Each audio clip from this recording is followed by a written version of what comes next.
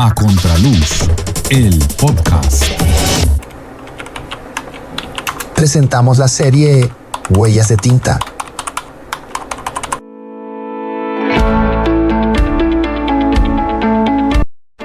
Hola, bienvenidas, bienvenidos a otro nuevo capítulo, el número 20 de A Contraluz, el podcast.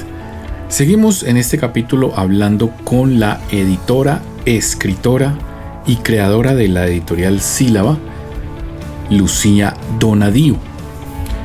Esta vez vamos a seguir hablando un poquitico sobre la editorial y cómo ha sido esa evolución, donde primero Lucía casi que le tocaba hacerlo todo en la editorial era ella, pero después se fue sumando gente, como en todos los buenos proyectos, se fue sumando gente.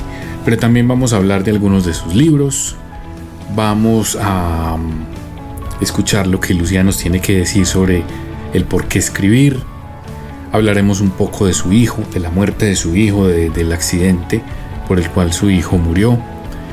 Y hablando de eso, en la sección ¿Sabías qué?, vamos a escuchar en la voz de Lucía una parte del prólogo del libro Hacedme un duelo de labores y esperanzas, que es un poemario colectivo que se hizo al 5º aniversario de la muerte de Camilo Duque Donadío, su hijo.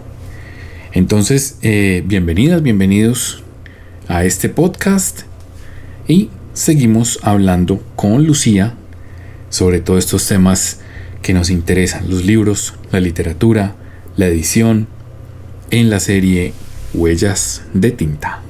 Bienvenidos. Bienvenidos al podcast A Contraluz.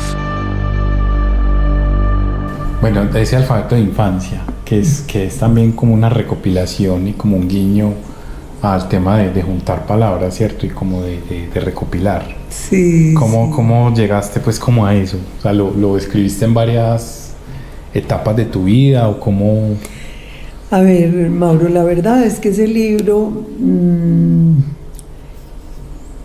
yo en esa época estaba recordando mucho la infancia, no sé bien por qué, pero hay épocas en que uno recuerda la infancia, otras en que recuerda a los muertos, Sí.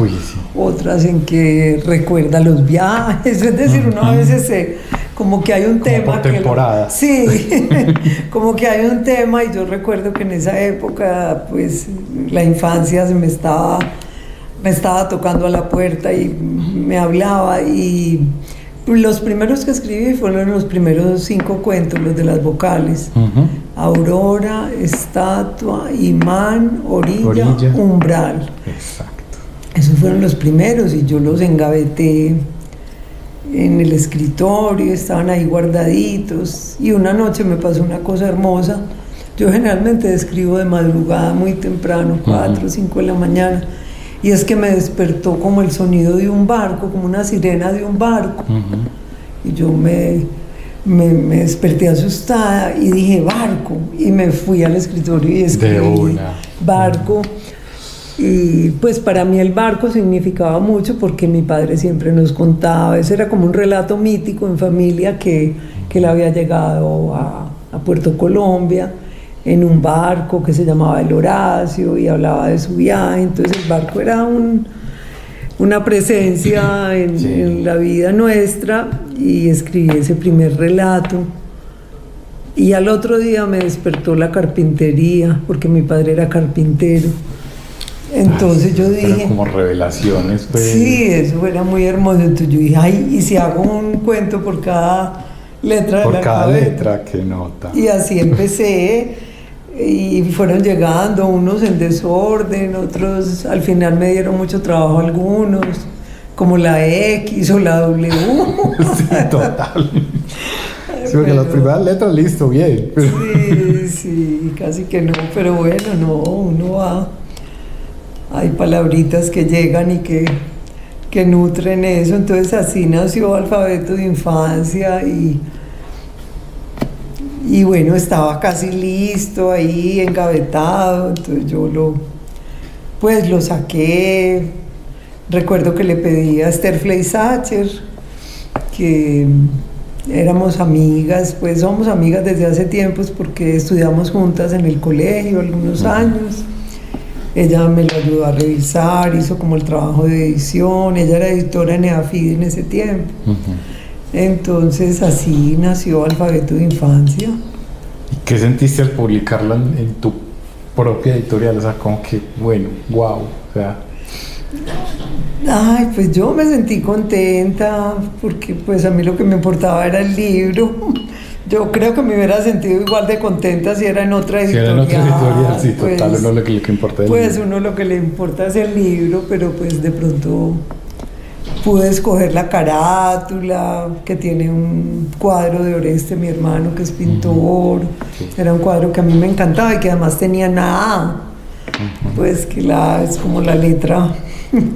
Sí. La letra clave, pues, del abecedario. Entonces, bueno, no, mucha alegría, la verdad. Y ese libro, pues, han pasado más de 15 años, 16, pero, pues, de verdad que todavía se lee, todavía tiene lectores. Entonces, eso, pues, sí, me alegra. ¿No lo has vuelto a... no has pensado como en volverlo a... pues una segunda edición o...? No, ha habido varias reimpresiones. Reimpresiones, sí. Sí, no. Pero de segunda edición cambiarlo, ¿no? Sí, como añadirle algo, bueno. No, ya dejémoslo así, con yo los con cuentos de la W. Sí, tiene errorcitos, pues, pero yo lo quiero así, porque como dice por ahí la gente, si a uno el hijo le sale... ñatico o quineto o feíto, pues hay que quererlo, igual es el hijo. Hay que quererlo. Es difícil también cuando uno ya no está conectado con esa escritura. Yo creo que intervenirlo mucho, no sé cómo resultaría, pues no lo... De pronto hasta puede ser dañino. Sí, yo creo que eso es, que cada momento de escritura es único. Es único, entonces de pronto no es como lo mejor, yo no sé, pues. Sí. Y ya con la novela, hablemos ya de la novela, que igual pues tiene otro hecho ahí, pues muy cercano a la publicación de la novela, pero sí, digamos, ya decides como, bueno, ya no cuentos, ya no un libro de cuentos, sino cómo es ese cambio de decir, bueno, no, mira, Mauro, realmente yo desde que empecé a escribir estaba pensando en esa novela. Ya. E incluso hice algunos borradores, sí, pero no me gustaron, no les faltaba, bueno, yo creo que les faltaba trabajo, les faltaba vivir otras cosas. Yo pensé que lo primero que yo iba a publicar era esa novela y no fue así, pero bueno, no importa. Así es la vida, uno no siempre lo que uno planea sucede, ¿no? Sí. La novela yo diría que yo me demoré como 20 años, desde que la soñé y empecé a escribir hasta que la publiqué. Y yo necesitaba ese tiempo, entonces la novela, pues yo también la tuve engavetada por ahí 15 años, nadie sabía que yo estaba escribiendo eso. Y finalmente cuando ya sentí que sí era lo que, es decir, que tenía el tono que yo quería, que iba como por donde yo quería llevar el libro, pues, o que sentía que en esa escritura estaba lo que yo quería decir, pues ahí sí empecé como a mostrarla. Me faltaban todavía, recuerdo que tenía 6 capítulos, me faltaban 3 más, y ahí pues tuve el apoyo de varios amigos muy queridos, Ricardo Cano Gaviria y Rosa Lentini, que estuvieron aquí en Medellín en la fiesta del libro, y que me preguntaron si quería publicar algo con ellos en España, si tenía otros cuentos, ellos conocían Alfabeto de Infancia. Y yo les dije, pues tengo una novela pero no está terminada, pero si me ayudan a leerla y a hacer trabajo de edición. Ellos me apoyaron, leyeron mucho, con mucha atención, les gustó. Oreste, mi hermano, la leyó muchas veces. Esther Fleisache, bueno, muchas personas. Alejandra Toro, mi socia, también le hizo una lectura muy rigurosa. Entonces, pues los últimos años, antes de publicarla, que fueron unos 4, pues me dediqué hasta que pude parir ese último capítulo que fue el más duro. Sí. Sí, era difícil, no lograba como darle el tono y bueno, hice muchas versiones de ese último capítulo y finalmente ya llegó un momento en que yo dije, bueno, esos lectores o editores míos me dijeron que, pues, que ya la novela, que ya sí, que ya tenía buen final. Sí. Entonces... Porque sí. eso estaba pensando, o sea, es muy exigente una escritora editora. Pero a uno le queda muy difícil ser su propia editora. O sea, claro, yo no era capaz, no.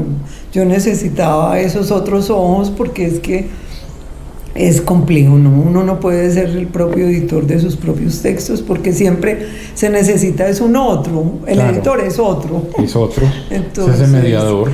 Y también Rubelio, se me había olvidado mencionar a Rubelio López, que Rubelio es nuestro corrector de estilo y editor en sílaba, que lleva muchos años con nosotros, también me leyó y me corrigió. Y otra chica, Manuela, no me acuerdo el apellido de Manuela, pero bueno, muchas personas. Sí, mucha gente ahí. Mucha gente me apoyó, entonces.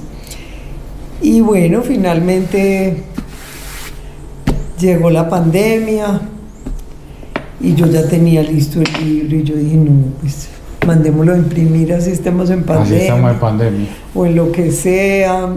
Para la carátula también busqué una obra de Oreste que me gusta mucho, no me acuerdo cómo se llama ya la obra, pero el título también me dio dificultad de encontrarlo. Pero finalmente también Adiós al mar del destierro apareció. Y bueno, yo entregué el libro a la imprenta como, yo no sé, sería como el 20 de junio o el 18 de junio del 2020. Y el 28 de junio, cuando el libro estaba pues en la imprenta, Camilo, nuestro único hijo, tenía 35 años, murió en un accidente de kayak en el río Calderas. Eso fue terrible. Sí. Fue como... No vio el libro publicado. No, y él soñaba, él había leído el primer capítulo, pero me decía, no mamá, yo lo quiero leer publicado. Claro, no la quería spoilear y... Sí. Eso fue muy duro, es muy duro todavía. Sí, total. 5 años después. La muerte de un hijo es fuerte. Podría pensarse incluso que es más fuerte que la muerte de cualquier otra persona cercana. La muerte de un hijo. Pues es que sobre todo hay una cosa que conmueve mucho y es como la corta vida, que pues 35 años, toda una vida por delante. Camilo le gustaba trabajar la madera, era artista de la madera, y en realidad estaba lleno de vida, de sueños, de todo eso, entonces duele mucho, sí, pues porque son vidas truncadas, pues, y para uno mismo, porque es que uno también siente que los hijos pues son presencia en la vida de uno, entonces es muy duro. Pues yo no sé si más que cualquier otra muerte, pues que hasta ahora para mí ha sido la muerte más dura que he tenido, pues mis padres murieron y mucha gente que ha amado mucho, pero la muerte de Camilo pues es todavía muy dolorosa. Pero bueno, así todo, yo recibí la novela con mucho amor y eso también me dio como fuerzas. Yo decía, no, yo no me puedo morir. Claro. Yo tengo este libro, pues yo no... Porque uno a veces piensa que no va a ser capaz de seguir en la vida, pues es muy doloroso. Y entonces, bueno, la novela es muy paradójico, pues, que uno... le pasen esas dos experiencias, una experiencia de tanta alegría como la novela y una de tanto dolor simultáneas. Sí. Pero así fue y bueno, aquí voy. Sí. A Contraluz es un diálogo con la vida. Las historias y los temas que nos importan se dan cita en nuestro podcast. Escúchalo en tu plataforma favorita. Y no se te olvide compartirlo. Y además, si quieres, déjanos un comentario sobre qué te han parecido nuestros episodios. Esto es A Contraluz, el podcast.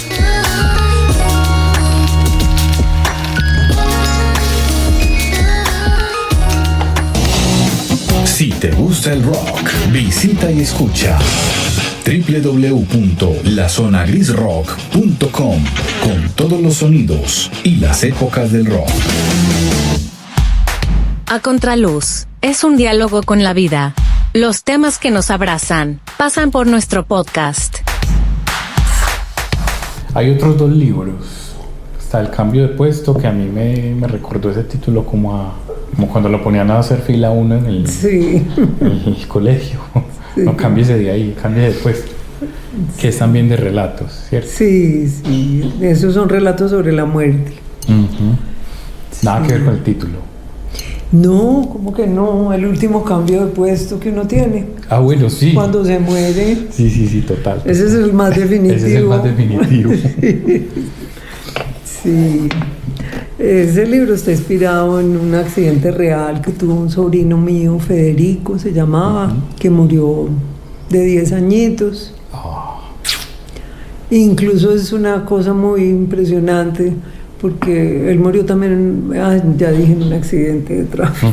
No, Camilo murió el mismo día de Federico. El 28 de junio murieron los dos. Camilo murió 28 años después de Federico. Pues eso es estremecedor, esa coincidencia. Total.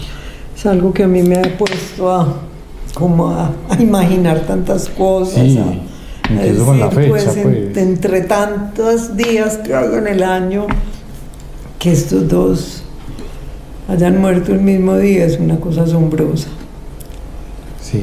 Pero así fue. En todo caso, esa muerte de Federico también a mí me había marcado mucho y un día escribí un relato sobre ese, que se llamó Cambio de Puesto, porque yo no sé si fue fantasía mía o entre todas las cosas que nos contaron que el niño se había cambiado de puesto de un carro a otro, iban varios carros en caravana familiar a un paseo.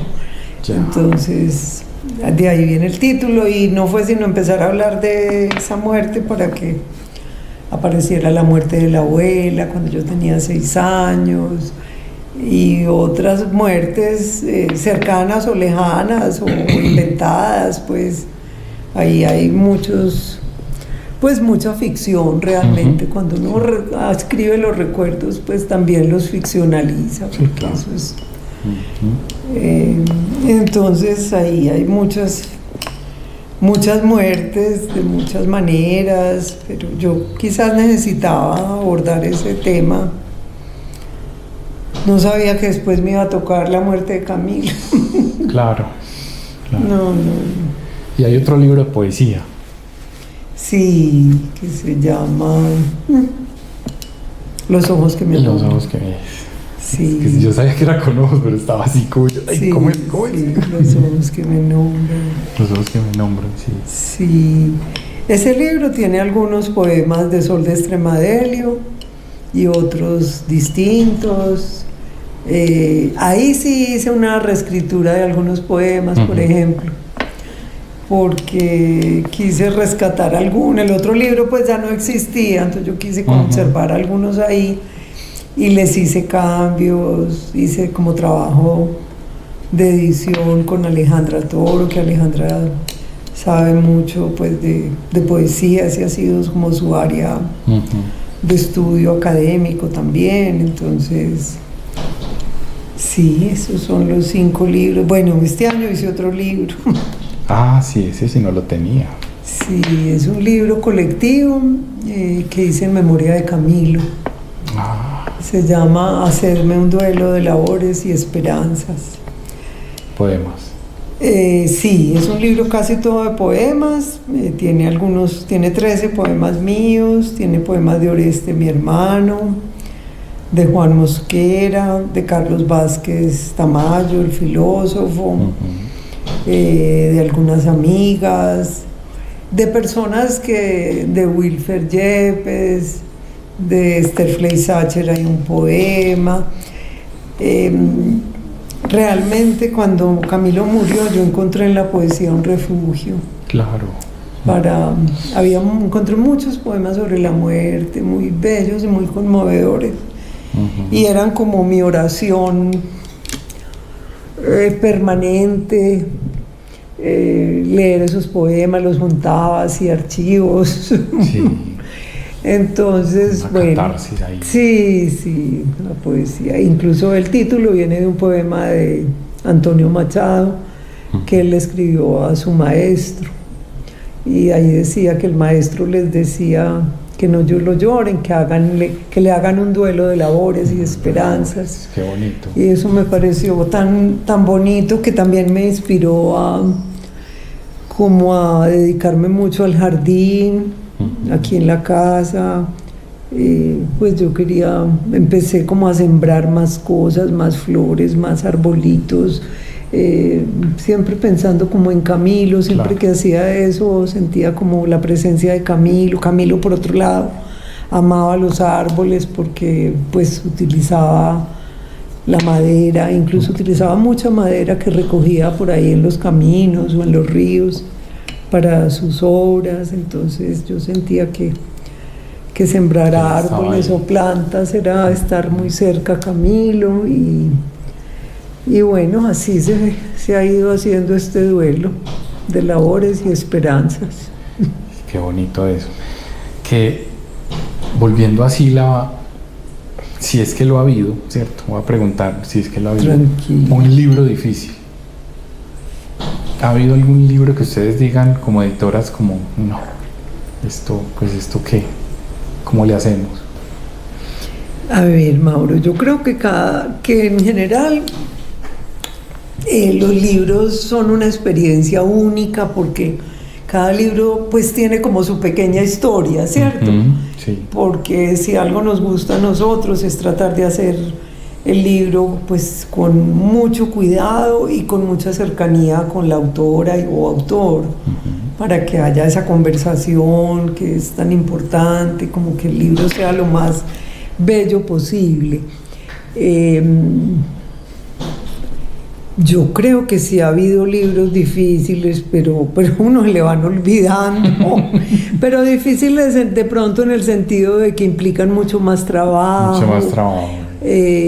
Quizás los libros académicos que hemos hecho algunos. Exacto. Son complejos y siempre requieren pues como una experticia en todas las normas académicas que Rubelio, el corrector, tiene. Entonces hay otros libros que llegan muy limpios, muy pulidos, como los de Pablo Montoya o muchos otros. Hay libros que uno, pues de pronto a veces los libros de jóvenes autores que han ganado premios o becas, a veces algunos necesitan más trabajo, más apoyo, más... Pero así que yo recuerde como algo pues imposible. Eso es lo bueno también del equipo editorial, que yo no estoy sola. Si estuviera sola, de pronto muchos libros me habrían parecido muy difíciles, pero como hay equipo y está esa compañía y ese apoyo que uno siente en los otros, pues también las cosas se vuelven más... Se comparten las dificultades y las alegrías, obviamente. Entonces, creo que así que yo recuerde como algo demasiado complicado y que nos rebasó.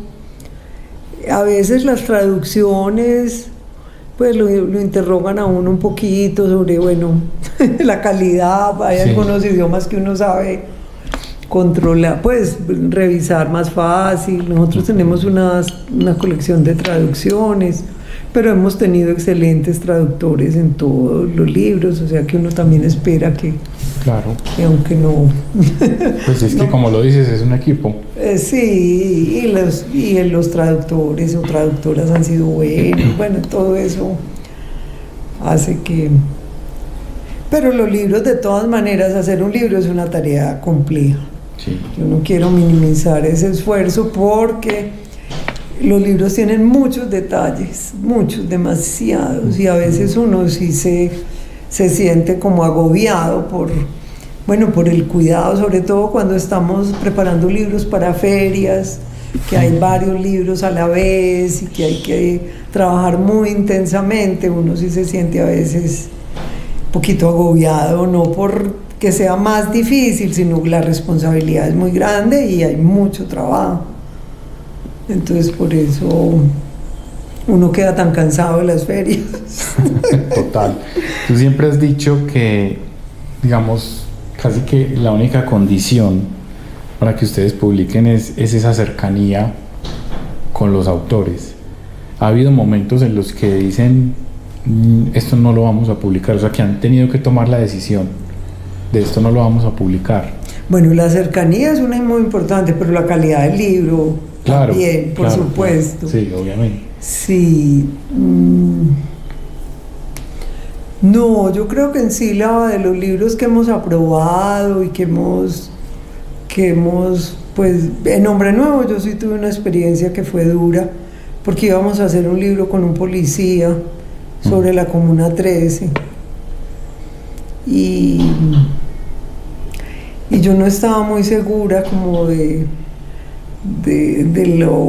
la originalidad del material, de todo eso, y él era un poco complejo, y yo ahí sí decidí, yo no me quiero embarcar en esto porque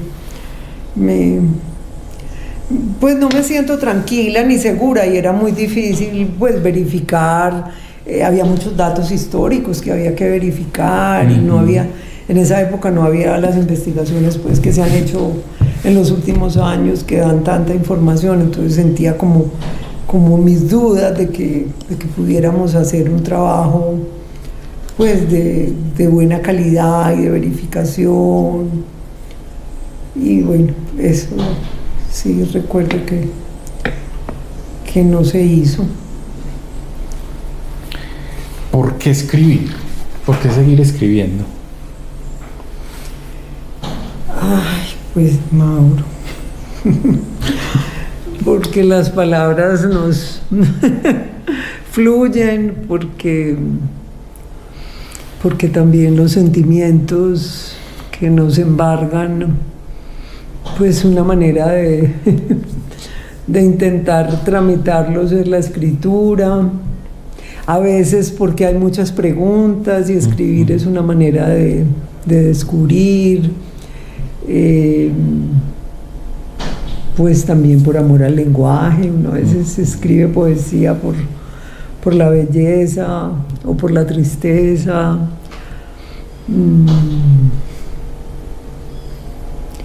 Por el sueño de un libro también. Sí, total. Pues yo creo que detrás de toda escritura pues hay un sueño de que ahí haya un libro, en fin, es como un conjunto de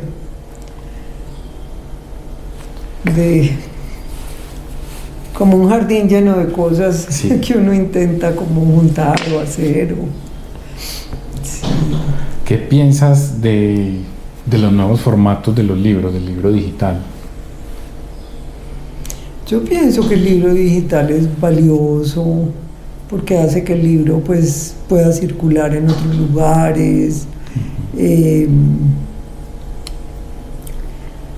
porque el audiolibro también me parece interesante.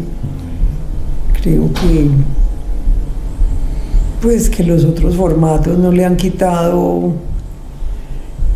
Yo creo que el libro, o para mí el libro físico sigue siendo pues el más importante todavía. A mí no me cuesta trabajo leer en digital porque no me acostumbré, y bueno, también tengo un problema en un ojo, en fin, pero creo que pues que los otros formatos también enriquecen. Yo no creo, inicialmente cuando apareció el libro digital, el ebook, nos aterrorizaron diciendo que el libro físico se iba a acabar. Sí, era como algo apocalíptico. Había una cosa apocalíptica y que ya no más libros, pero realmente uno ve que conviven, así como convive la radio, la televisión, el podcast, el no sé qué. Sí, total. Entonces yo creo que es como variedad de formatos más que... Sí, pues eso también abre el panorama para muchas personas. Yo creo que eso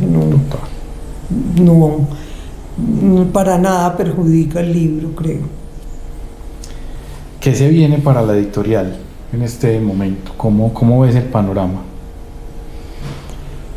Pues a ver, este año ha sido difícil. Pues yo creo que cuando hay épocas de crisis nacionales, mundiales, como hay ahora, pues uno siempre siente que se afecta un poco como las ventas y todo eso, pero no, seguimos, pues que seguimos, no, hay que seguir pensando, siempre estamos pensando pues qué libros vamos a hacer para el año próximo, qué otras cosas nuevas queremos hacer. Algo que hemos pensado mucho últimamente es que quisiéramos hacer más clubes de lectura. Pues nuestros libros se trabajan en algunos clubes de lectura, pero quizás también coordinar nosotros algunos, como proponer algunas cosas diversas a nivel de divulgación, de libros, de conversaciones. Estamos como en eso, como pensando y planeando un poco qué hacemos nuevo para el año entrante. Esta pregunta es muy típica, pero hay que hacerla. ¿Qué le dirías a los que quieren publicar? Ay, que escriban mucho y con mucho cuidado. Me encanta. Y que tengan paciencia, porque la escritura no es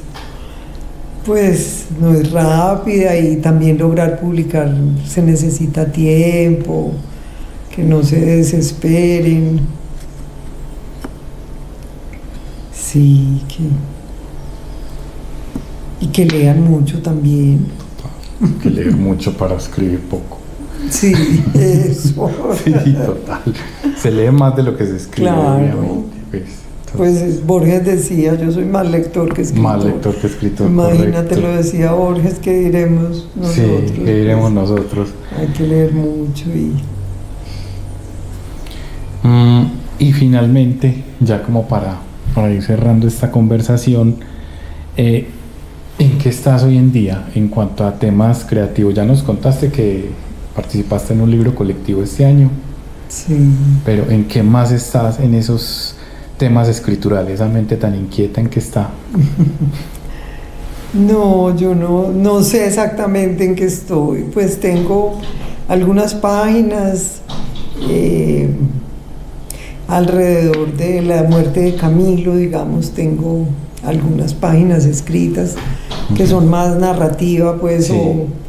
o memoria, no sé cómo llamarla, pero no sé eso para dónde va todavía. Todavía no se ha cocinado, por decirlo así. No. Entonces, uno nunca sabe, porque uno a veces está embarcado en algo y de pronto resulta otra cosa, llega a la puerta algo diferente y cambia de rumbo. Entonces no sé.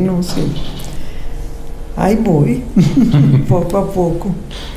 Bueno, Lucía, muchísimas gracias por hacer parte de este podcast de la serie Huellas de Tinta, y esperamos tenerte por aquí en otra oportunidad. Muchas gracias, Mauro, por esta conversación tan amena y tan humana, que también a veces tenemos que resaltar eso de que somos humanos y que conversemos como desde el alma. Sí, total. Gracias por tus preguntas, por tu calidez. Estás escuchando A Contraluz, el podcast. Te presentamos nuestra sección ¿Sabías qué? Una píldora de conocimiento al final de nuestro espacio. Se lee más de lo que se escribe y se escribe más de lo que se publica. Eso es una reflexión importante que nos hace Lucía como editora, como escritora y como lectora. Bien importante esa reflexión. Y en nuestra sección ¿Sabías que? Ella les había adelantado al inicio del podcast que íbamos a tener una lectura de Lucía, una lectura que se hizo en la Casa Museo Otra Parte, en la presentación del libro Hacedme un duelo de labores y esperanzas, que salió en junio de este año 2025 y que es un homenaje colectivo al artista Camilo Duque Donadío, hijo de Lucía, fallecido 5 años atrás. Entonces aquí la tenemos a ella leyéndonos parte de lo que es el prólogo de ese gran libro, de ese gran homenaje que se le hizo a Camilo. En nuestra sección ¿Sabías qué? Bueno, voy a leer unos párrafos del prólogo que escribí para este libro. Bueno, este libro tiene un título que viene de un poema de Antonio Machado. Voy a leerles un verso, una parte del poema solamente porque es un poema muy extenso. Este es el epígrafe del libro. Dice: ¿Cómo se fue el maestro? La luz de esta mañana me dijo: van 3 días que mi hermano Francisco no trabaja. Murió. Solo sabemos que se nos fue por una senda clara, diciéndonos: hacedme un duelo de labores y esperanzas. Sed buenos y no más, sed lo que he sido entre vosotros, alma. Ese verso, hacedme un duelo de esperanzas, ha sido como una oración, un talismán para nosotros.